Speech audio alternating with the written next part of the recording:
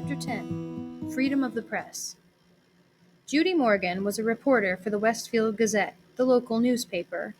Westfield was a quiet little town. There was the occasional burglary, the teenagers got rowdy once in a while, and there was some shouting at the town council or the planning board now and then, but mostly things were calm and orderly in Westfield, and every Thursday the Westfield Gazette proved it.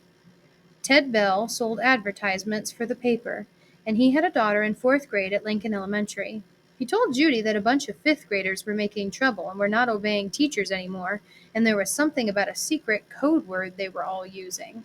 Half the students had been kept after school one day last week, including his own little girl. The only other story Judy was working on was about 18 new trees that were going to be planted along East Main Street. The trees could wait. This thing at the elementary school sounded like a real story.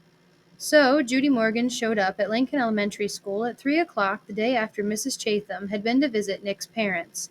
The sign on the door said all visitors must report to the office, so she did. On the bulletin board outside the office, Judy saw Mrs. Granger's notice about the punishment for using the word Frindle. She stepped back 2 paces, aimed her camera at the notice, and snapped a photo. She read the notice once more and then stepped into the office. Mrs. Freed, the school secretary, looked up and smiled. "May I help you?" "Yes, I'm sure you can. My name is Judy Morgan, and I work for the Westfield Gazette. I'd like to know about that poster outside the office, the one about this word Frindle. Who should I talk to?" Mrs. Freed stopped smiling. She was sick and tired of anything to do with that word. For the past week, her phone had been ringing off the hook. If it wasn't a parent complaining about a child who'd had to stay after school, it was someone from the school board trying to get in touch with Mrs. Chatham or Mrs. Granger. Mrs. Freed pursed her lips and lowered her eyes. She said, "You'll have to speak with the principal. Let me see if Mrs. Chatham is free." She was. There isn't a principal alive who wouldn't find time to talk to someone from the local newspaper. The reporter was invited to Mrs. Chatham's office. Judy noticed right away that the principal was not comfortable talking about this stuff.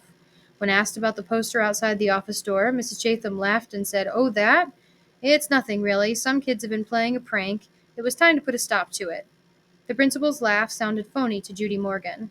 "And did that notice put an end to the prank? I heard that a lot of children were kept after school last week. Would you tell me a little bit about it?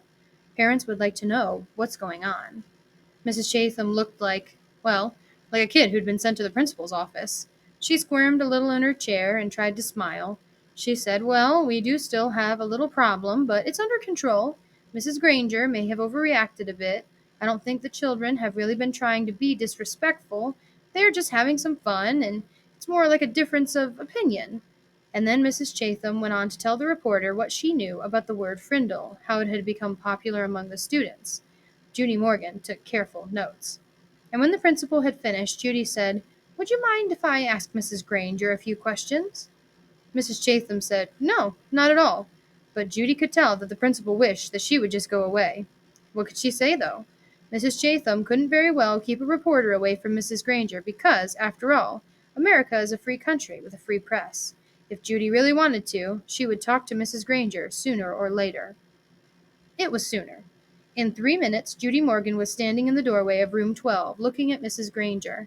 There were about 15 children sitting at desks scattered around the room, busy writing out their 100 sentences. She knocked, and the teacher and students looked up from their work. "I'm Judy Morgan from the Westfield Gazette. Mrs. Granger, may I have a word with you?"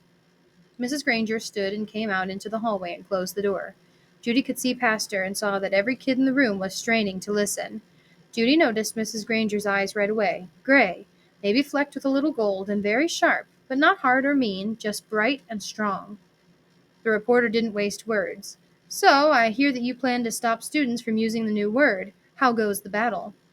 Mrs. Granger did not smile, but her eyes got even brighter. "First of all, it is not a battle. I'm merely helping my students to see that this foolishness should stop. Such a waste of time and thought. There is no reason to invent a new and useless word. They should each learn to use the words that we already have, but, of course, all of this is just a silly fad. And when you add an E to fad, you get fade. And I predict that this fad will fade." Judy looked up from her notepad and asked, "Any idea how it all got started?" Mrs. Granger's eyes seemed to almost catch on fire at that question, and she said, "Yes, I have a very good idea about it all, how it got started. It was one young man's idea, a fifth-grade student named Nicholas Allen.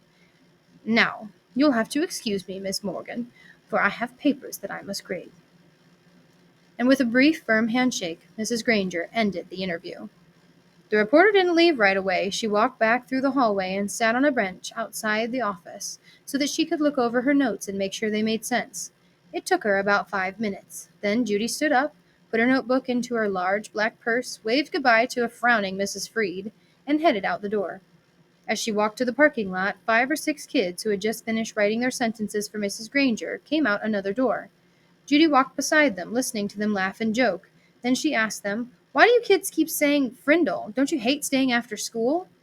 A boy who was almost falling over from the weight of his backpack looked up at her and smiled.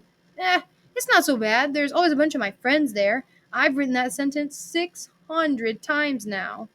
Then the kids said Mrs. Granger didn't even look at their punishment papers anymore. They were sure, because where you were supposed to write, "I'm writing this punishment with a pen," everyone was writing the word Frindle every fourth or fifth sentence, and Mrs. Granger hadn't said anything.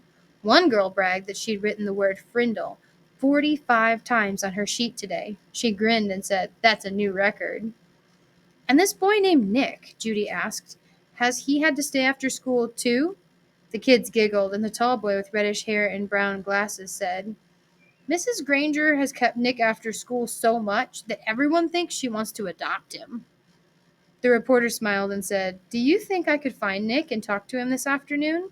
The boy looked at Judy for a second and then said, "I don't think Nick would want to talk to you right now. He might say something stupid and get himself in trouble." Then he grinned at his friends. The kids laughed and poked and punched each other and headed off down the block. Judy drove back to her office and started writing. The next morning a brown envelope arrived at the Gazette offices addressed to Judy Morgan, and below her name was written, "Frindle Story." When Judy opened it, there was the class picture, the 5th grade at Lincoln Elementary School. Mrs. Granger and the 6 other teachers were standing at the ends of the rows, and the kids were dressed neatly, hair all combed, but there was something odd about the picture. The reporter looked closely and saw that each kid was holding up a pen, and each little mouth was puckered in the same way. She was puzzled for a second, and then she said softly, "Of course, they're all saying Frindle."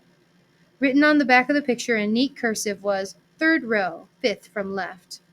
Judy looked at the picture, and there she saw the same grinning, red-haired boy with glasses that she had talked to in the school parking lot yesterday. She chuckled and said, "Well, well, well. Pleased to meet you, Mr. Nicholas Allen."